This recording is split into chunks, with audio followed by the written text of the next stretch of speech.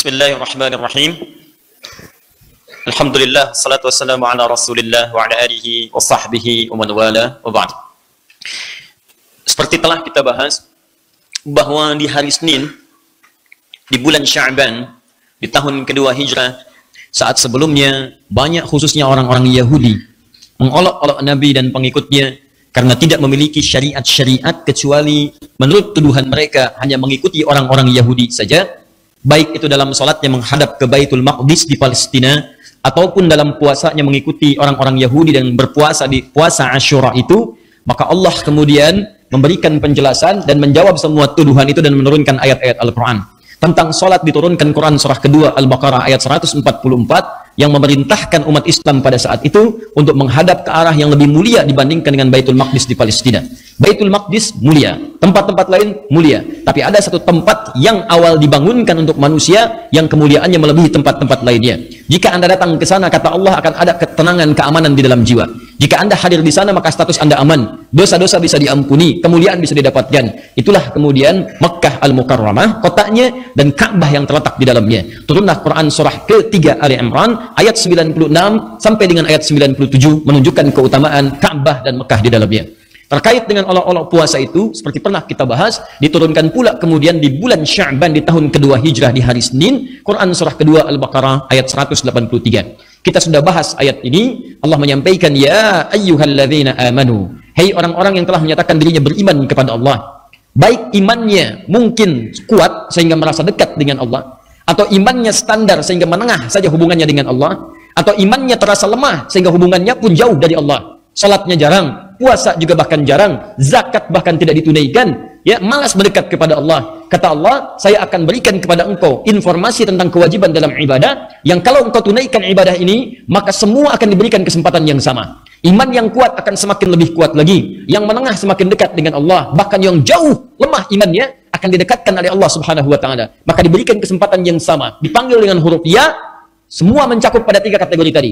Maka Allah katakan, hei saya ingatkan ya, hei saya kuatkan ya, ayyuha alladzina amanu, orang-orang beriman tanpa kecuali, kutiba alaikumusiyam, mulai detik ini akan diwajibkan bagi kalian menunaikan ibadah puasa. Ingat kalimatnya asyam, kutiba alaikumusiyam, mulai saat ini diwajibkan bagi kalian menunaikan ibadah puasa, ya, kama kutiba alal ladzina min qablikum la'allakum tattaqun.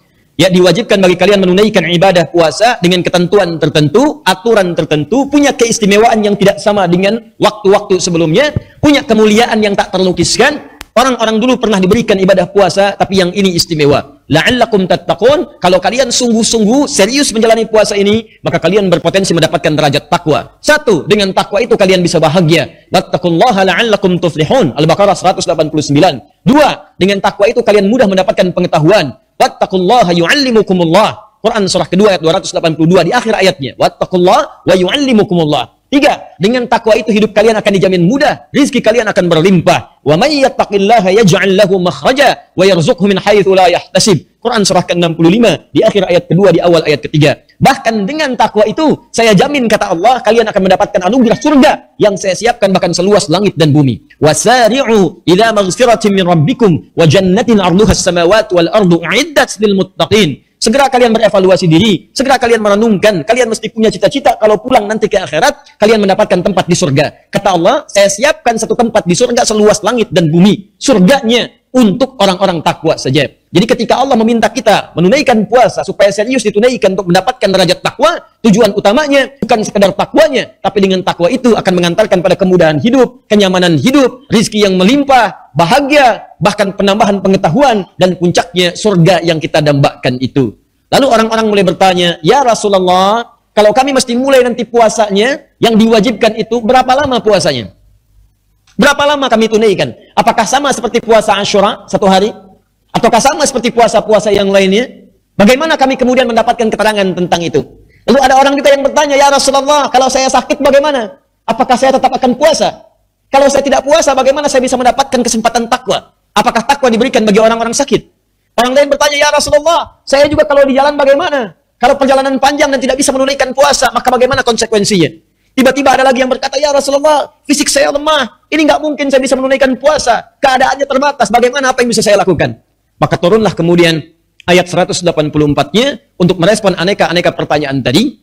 Yang ditanyakan bukan untuk meragukan atau malas dalam menunaikan ibadahnya, tapi justru saking semangatnya ingin menunaikan dengan sempurna, mereka bertanya kemungkinan-kemungkinannya supaya bisa diatasi saat menjalani ibadahnya. Jadi motif sahabat itu kalau bertanya, ingin menunaikan ibadahnya secara sempurna, bukan ingin nawar. Itu masalahnya. Jam berapa maghrib? Maghrib akan dimulai jam 6 lewat 2 menit adzannya. Iqamatnya jam berapa? Jam 6 lewat 10 menit.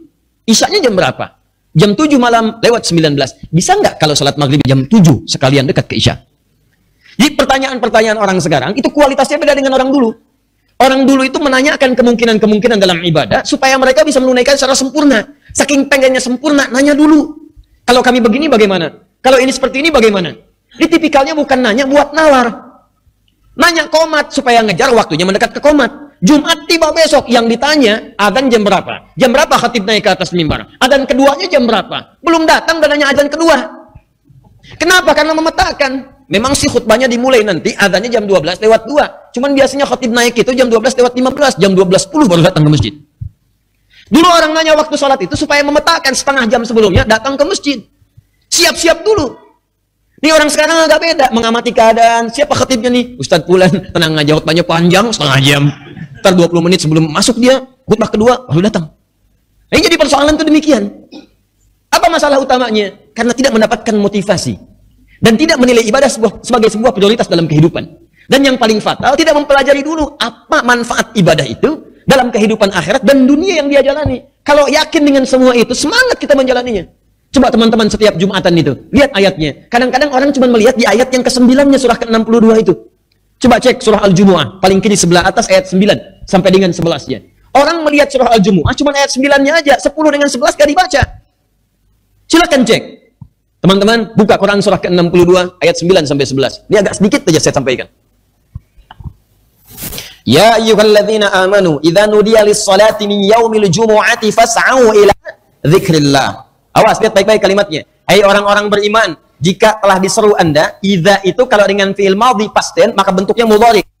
Hati-hati. Kalau ada kata idza bentuknya past tense, fi'il madhi, ya, itu maknanya mudhari, present atau future, akan. Contoh, idza jaa nasrullahi wal kata Allah, jika nanti tiba pertolongan Allah, yang dengan pertolongan itu kota Mekah akan ditaklukkan. Saat surat itu turun, surat An-Nasr, Mekahnya belum takluk. Baru turun, nanti akan ditaklukkan. Kapan? Nanti. Kalimatnya idza, setelah idza past tense, maknanya present. Ya, nanti future. Bisa nanti mudhari dalam bahasa Arab. Sama idza nudiya lis-shalah. Hei orang-orang beriman, jangan diartikan kalau salat sudah disuruh, bukan.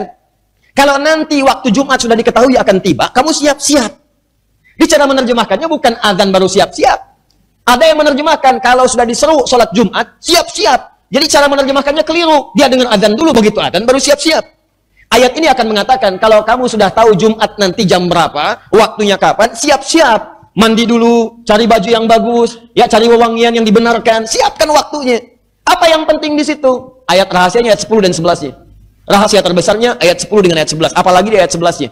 Maaf, di ayat 11 ya Allah janjikan, wa idza ra'au tijaratan aw lahwan faddu ilaiha. Qul. Lihat, qul ma indallahi khairum minal lahwi wa minat tijarah. Wallahu khairur raziqin.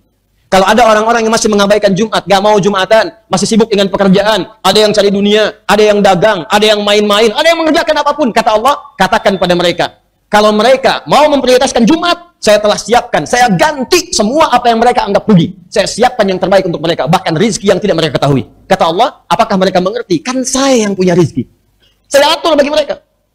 Sama persis dengan Ramadan. Ketika orang bertanya, kapan puasanya? Kenapa begini? Bagaimana kalau saya sakit? Tujuannya adalah demi meraih keutamaan Ramadan, bukan meninggalkan amalan yang telah disiapkan itu. Ini penting saya sampaikan di awal, karena ada orang yang baru tahu Ramadan datang besok, udah nanya kapan selesai.